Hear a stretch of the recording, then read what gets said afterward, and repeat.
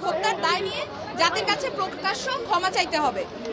দ্বিতীয় দাবি, আইন শৃঙ্খলা রক্ষাকারী বাহিনী ও দলীয় এবং সন্ত্রাসী কর্তৃক ছাত্র নাগরিক হত্যার দায় নিয়ে স্বরাষ্ট্রমন্ত্রী আসাদুজ্জামান খান কামাল, সড়ক পরিবহন ও সেতু মন্ত্রী ওবায়দুল কাদের হবে।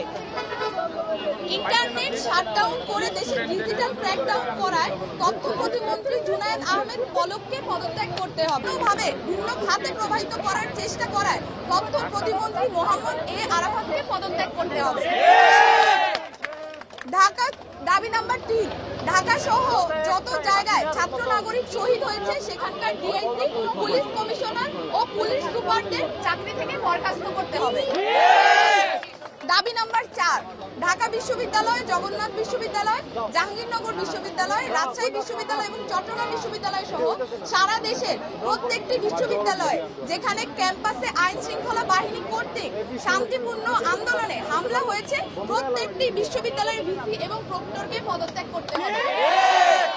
দাবি নাম্বার, নৃশংস হামলা পরিচালনা করেছে এবং যে সকল নির্বাহী ম্যাজিস্ট্রেট, পুলিশ ও সেনা কর্মকর্তাদেরকে নিরস্ত্র ছাত্র নাগরিকদের উপর গুলি করার নির্দেশ দিয়েছে তাদেরকে আটক করে হত্যা মামলা দায়ের করতে হবে ও দ্রুততম সময়ের মধ্যে গ্রেফতার করতে হবে।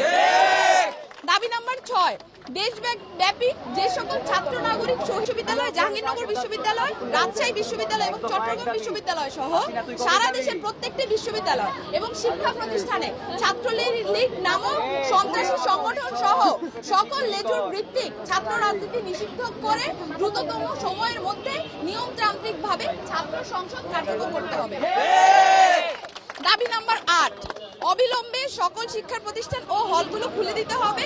কারফিউ তুলে নিয়ে সারা দেশের সমস্ত ক্যাম্পাসে মোতায়েনকৃত পুলিশ, র্যাব, বিজিবি, সোয়াট এবং আর্মি তুলে নিতে হবে।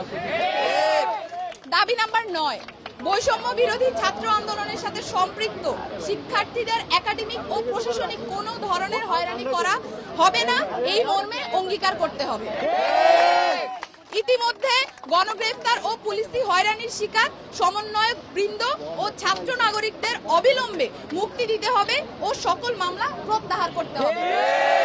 এই ছিল আমাদের 9 দফা দাবি এবং এই 9 দফা দাবিকে সামনে রেখে আমরা আমাদের আন্দোলন পরিচালনা করছি এবং আজকেও আমাদের যে কর্মসূচি, সেই কর্মসূচি থেকে আমরা বলতে চাই অবিলম্বে অতি দ্রুত আমাদের যে 9 দফা দাবি সেটা মেনে নিতে হবে।